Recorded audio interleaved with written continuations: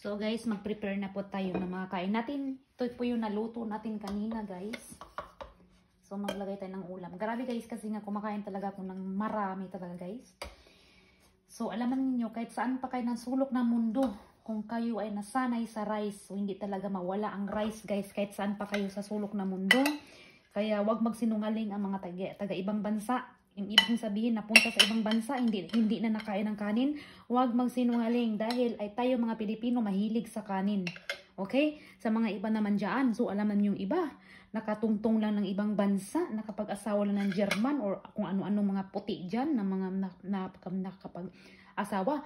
Sasabihin nila, hindi na sila kumakain ng rice. Oy, huwag kayo magsinungaling dahil kahit saan pa kayo guys pumunta sa ibang bansa, ang rice pa rin ay hindi nawawala sa atin, okay? So kagaya ng sinusulat ko dito na pangalan, binabati ko Shamira Gonzalez, Sandra Taganait, and Giselito Abdian.